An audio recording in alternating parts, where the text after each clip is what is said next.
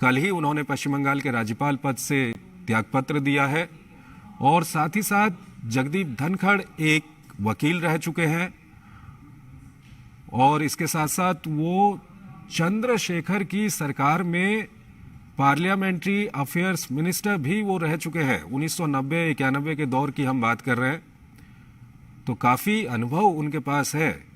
राज्यपाल का उनके पास अनुभव है, उनके पास केंद्र में मंत्री पद का अनुभव है। केंद्र में खासकर अगर हम मंत्री पद की बात करें तो पार्लियामेंट्री अफेयर्स मिनिस्टर वो रह चुके हैं और अगर वो उपराष्ट्रपति बन जाते हैं तो उनको राज्यसभा के संचालन की जिम्मेदारी भी उनकी होगी। राज्यसभा के सभापति भी वो बनेंगे, तो उनका ये अनुभव वहां पर भी काम आएगा। इस वक्त आप देख रहे हैं नामांकन पत्र रिटर्निंग ऑफिसर लोकसभा के सचिव को सौंप दिया गया है।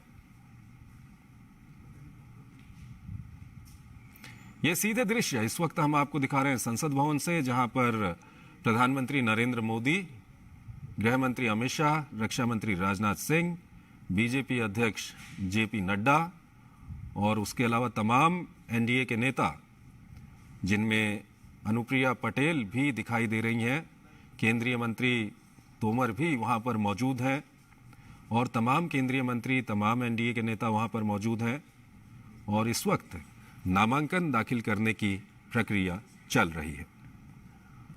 तो एनडीए के उपराष्ट्रपति पद के उम्मीदवार हैं जगदीप धनखड़, जो राज्यसभा के महासचिव के कमरे में इस वक्त वहां पर नामांकन दाखिल कर रहे हैं। प्रधानमंत्री नरेंद्र मोदी, गृह मंत्री अमित शाह, रक्षा मंत्री राजनाथ सिंह, बीजेपी अध्यक्ष जेपी नड्डा और उसके अलावा तमाम केंद्रीय मंत्री, एनडीए के नेता वहां पर मौजूद हैं और इस वक्त नामांकन दाखिल करने की प्रक्रिया इस वक्त चल रही है।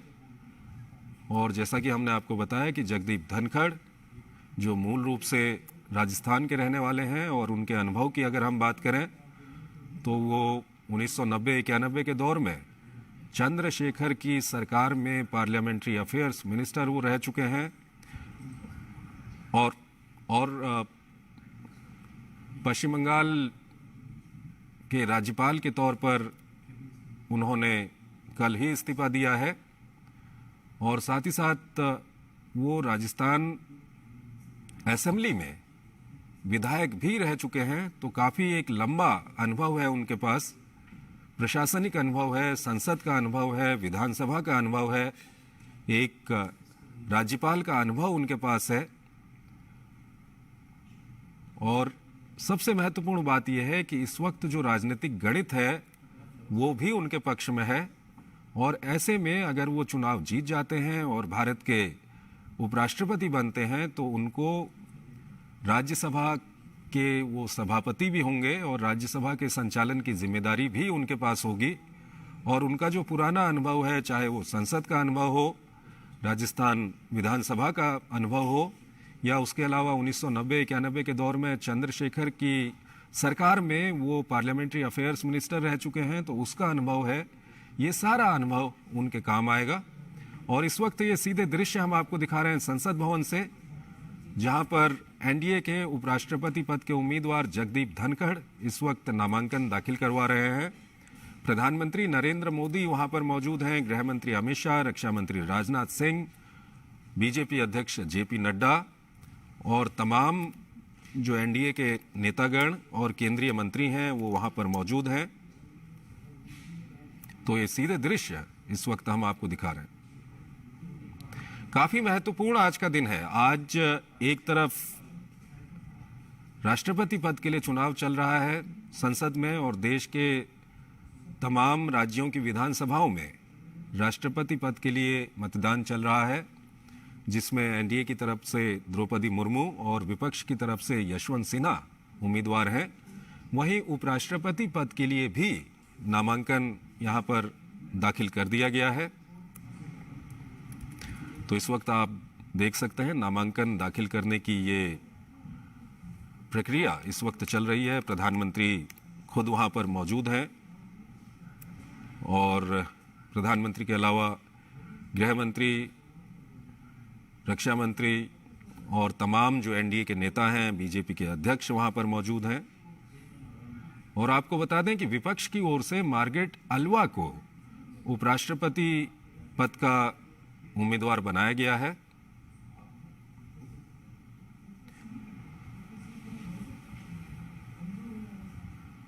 तो लोकसभा के सचिव हैं उत्पल कुमार सिंह, उनके समक्ष ये नामांकन इस वक्त दाखिल किया जा रहा है। तमाम एनडीए के नेता वहां पर मौजूद हैं, खुद प्रधानमंत्री वहां पर मौजूद हैं, गृह मंत्री अमित शाह, रक्षा मंत्री राजनाथ सिंह, बीजेपी अध्यक्ष जेपी नड्डा, ये सभी लोग वहां पर मौजूद हैं। और आप देख सकते हैं कि उपराष्ट्रपति पद के जो उम्मीदवार हैं एनडीए के, जगदीप धनखड़, वो भी यहां पर मौजूद हैं। जगदीप धनखड़ इससे पहले पश्चिम बंगाल के गवर्नर थे और कल ही उन्होंने पश्चिम बंगाल के गवर्नर पद से इस्तीफा दिया है। और उनके पूर्व के राजनीतिक जीवन पर अगर हम नज़र डालें तो संसद सदस्य रह चुके हैं, वो राजस्थान विधानसभा में सदस्य रह चुके हैं। साथ ही साथ 1990-91 के दौर में चंद्रशेखर के मंत्रिमंडल में वो पार्लियामेंट्री अफेयर्स मिनिस्टर रह चुके हैं। तो उनका ये तमाम जो अनुभव है, वो अनुभव अगर वो चुनाव जीत जाते हैं, जो संख्या बल है, जो गणित है, वो पूरी तरह से उनके पक्ष में है इस वक्त। और अगर वो चुनाव जीत जाते हैं और भारत के उपराष्ट्रपति बनते हैं तो राज्यसभा के संचालन की जिम्मेदारी भी उनके पास होगी। और उनका जो पिछला अनुभव है, चाहे वो एक विधायक के रूप में रहा हो या एक सांसद के रूप में रहा हो या संसदीय कार्य मंत्री के तौर पर उनका अनुभव रहा हो 90-91 के दौर में, जब चंद्रशेखर के मंत्रालय में वो चंद्रशेखर के मंत्रिमंडल में वो संसदीय कार्य मंत्री थे, तब का उनका अनुभव, ये सब अनुभव उनका है जो काफ़ी उनके काम आने वाला है।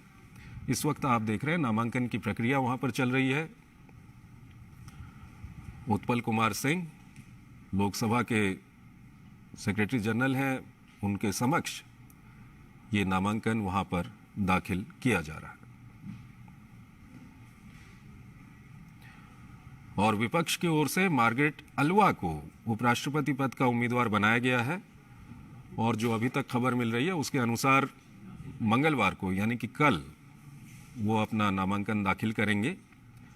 फिलहाल नामांकन दाखिल करने के बाद एक जो रिसीप्ट की पर्ची दी जाती है, वो पर्ची इस वक्त दे दी गई है। और आप देख सकते हैं प्रधानमंत्री का अभिवादन स्वीकार कर रहे हैं जगदीप धनखड़।